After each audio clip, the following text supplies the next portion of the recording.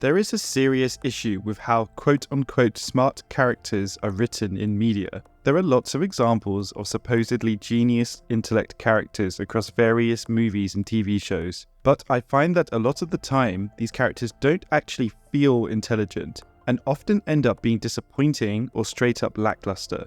What you really don't want with your genius characters as a writer is for the audience to be left scratching their head after the reveal of their plan, thinking they could have done better or that their success was mostly due to chance. And I think these problems arise because writers aren't writing intelligence in the correct way, or at least in the way that intelligence works in the real world. Intelligence is often written as if it were magic, a supernatural ability that somebody is born with, which allows them to make impossible leaps in their deduction and planning, to pull off a usually very convoluted plan where, at any one of 1,000 or 1,000,000 points, the slightest deviation in events could have completely derailed the entire scheme. And this is what makes these complicated plans feel unsatisfying in their reveals, because we don't feel as though the victory was earned, and the audience is left feeling skeptical rather than impressed. Real intelligence, however, is far from magical. It's a combination of careful planning, adaptability, and the application of established knowledge. What this means in practice is, a truly intelligent character will observe a challenge or an obstacle they need to overcome, will then construct a plan based on their existing knowledge and abilities, enact that plan, and be able to improvise if challenges to that plan appear. And while much of the cognitive process itself might be invisible to viewers, what should be apparent is the cause and effect relationship between a character's actions and their outcomes. If any of this is a little unclear right now, don't worry, as what I'll be doing in this video is exploring a couple of examples of how not to write smart characters, and then a couple of examples showing the opposite, how to write smart characters. And hopefully, after watching this video, you'll come away with a better idea of how to write such characters and how to make their victories and conclusions feel satisfying. So let's get right into it and start with our two examples of how not to write smart characters. The first example is Sherlock Holmes from the BBC Sherlock series. And just before I start to caveat this, I actually do like the series, at least the first couple of seasons. It's good entertainment and has some great actors, but Sherlock is not a good example of a well-written smart character. He's effectively a superhuman. If they had made him a psychic who can read minds and see the future, I actually don't think it would change much about the plot. So let's look at the scene when Sherlock first meets John Watson. Sherlock immediately deduces several things about him. That, number 1, he's an army doctor. 2, he was wounded in action, and so was deployed in either Iraq or Afghanistan. 3rd, his phone was a present from his sibling, who Watson isn't close to. And 4th, that sibling is an alcoholic due to the scratch marks on the phone.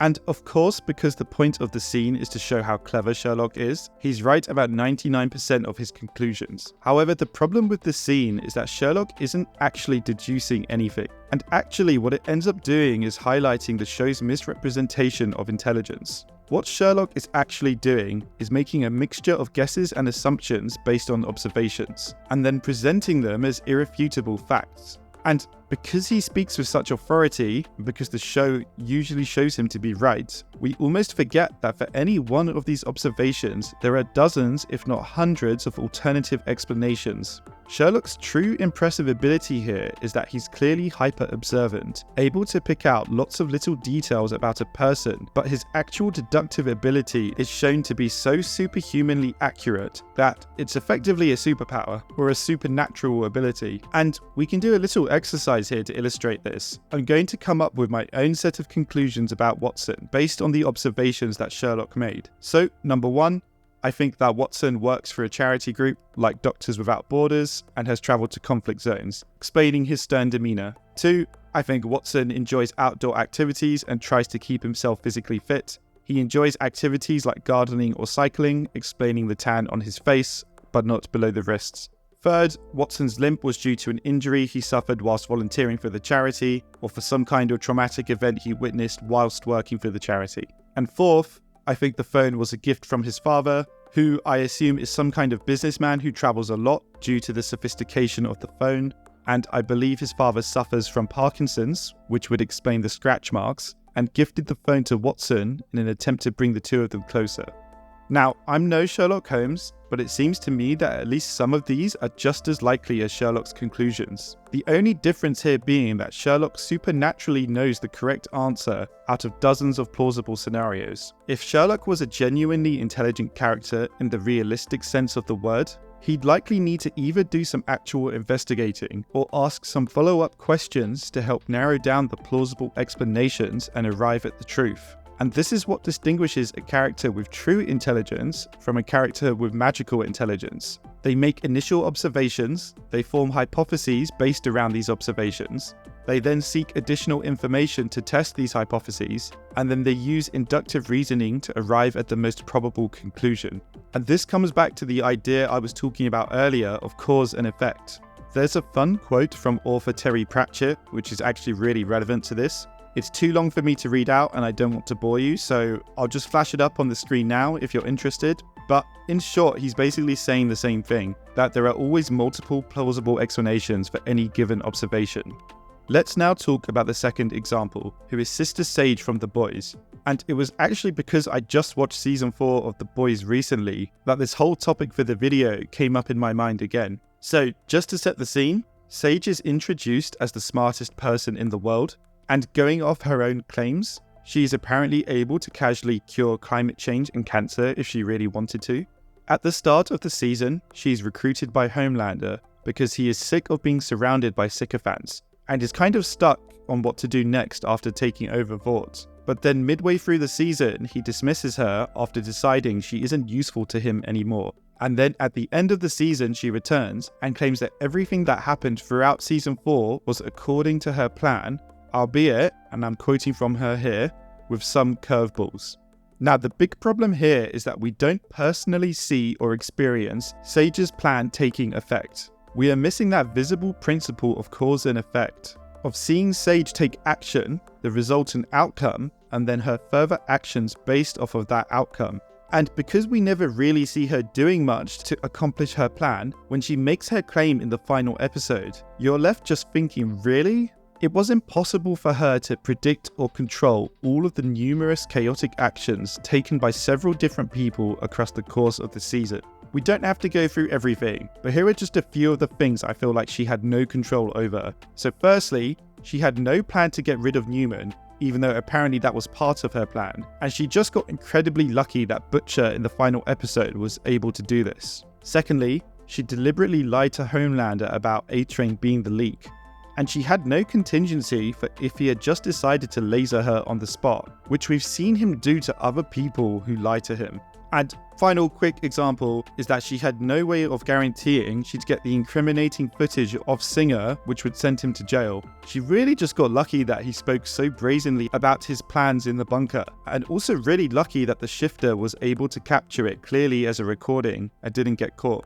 Here is my general guideline, that if your writing involves a character coming in after a whole series of events with which they had nothing to do with and then claim it was all according to their plan, please stop immediately and re-evaluate your plot. I call this the retroactive genius trope, where a character claims credit for a complex series of events which were unrelated to them, and it's kind of a lazy way of trying to establish intelligence. It really leans into the cardinal sin of storytelling, which is telling rather than showing, and it often creates plot holes or inconsistencies when you stop and think about it. As a quick aside, Eisen from Bleach is an example which completely epitomizes this, but we're not going to discuss him in this video. And again, just as a thought exercise, we can think about what would have been a better way to write Sage.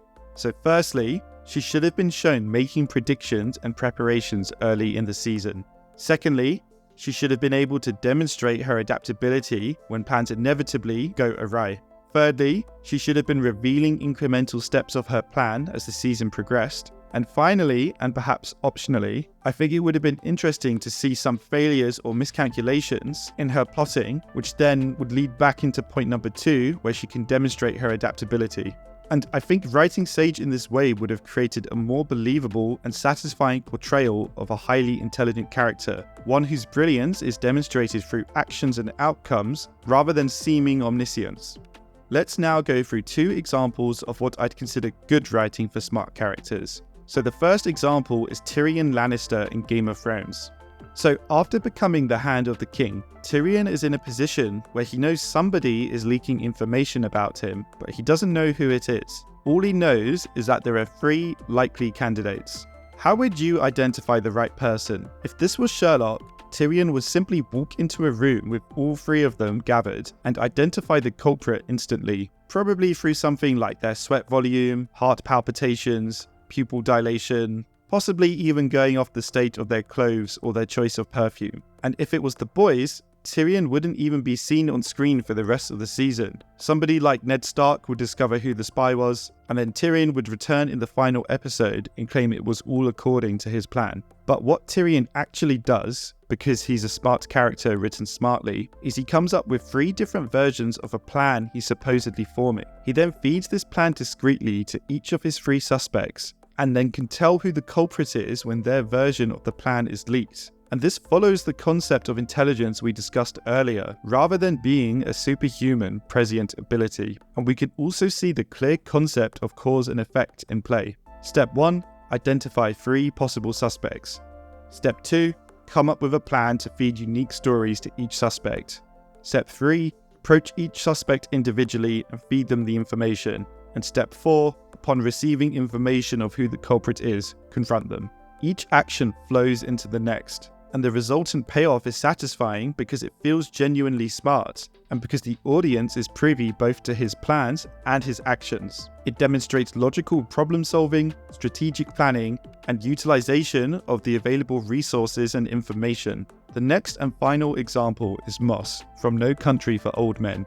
There is a scene where Moss has checked into a hotel room and is aware he is being chased by the hitman Anton. Let's apply the rule of cause and effect here again and see how each action rationally flows into the next. His behavior illustrates how a smart character reacts to an evolving threat. So, the sequence of events is that Moss first discovers a tracking device in his briefcase, which heightens his paranoia and suspicion. He then hears a suspicious noise outside, and knowing he is being chased, he decides to check. Instead of leaving the room or otherwise putting himself in harm's way, he calls the night receptionist. Then, when the night receptionist doesn't pick up the phone, his suspicion is further heightened. He quietly checks to see if he can see anything outside his door, again without leaving the room. He faintly hears somebody walking towards his room, and so he quietly gets his gun and points it at the door. He then switches off the light in his room so he can watch the shadows from the other side of the door to know if somebody is coming. By showing Moss's thought process through his actions, the audience can follow his reasoning and appreciate his intelligence more. This approach creates tension and engagement without relying on unrealistic abilities or omniscient planning. Let's bring all of our discussion together now and summarize it. We've discussed what distinguishes a well-written smart character from a poorly written one, and this distinction mostly lies in the believability and visibility of their thought process. Poor representations of intelligence often rely upon superhuman deductive abilities, impossible foresight, retroactively claiming unrelated events as part of a vague master plan, and a lack of visible cause and effect relationships. In contrast, well-written intelligent characters demonstrate logical problem-solving skills, adaptability to changing circumstances, the utilization of available information and resources, and a clear, comprehensible thought process. By adhering to these principles, writers can craft intelligent characters that not only impress the audience, but actually engage them in the problem-solving process. And this approach results in much more satisfying narratives, as viewers can appreciate the genuine cleverness of the character rather than feeling manipulated by implausible plot devices. And ultimately, our goal when writing smart characters should be to demonstrate intelligence through actions, decisions, and visible thought processes, rather than simply declaring a character to be intelligent or relying on unrealistic abilities. As consumers and enjoyers of media, recognizing these distinctions can enhance our appreciation of well-crafted characters and narratives. And for writers, understanding these principles opens the door to creating more compelling, believable, and satisfying portrayals of intelligence in fiction. And with that, we have arrived at the end of the video. As always, guys, thanks for watching. I'd be really interested to hear your thoughts on this topic, whether you agree with me or disagree with me. If you leave a comment, I will always do my best to get back to you. And if you liked this video and want to see more, please do like and subscribe.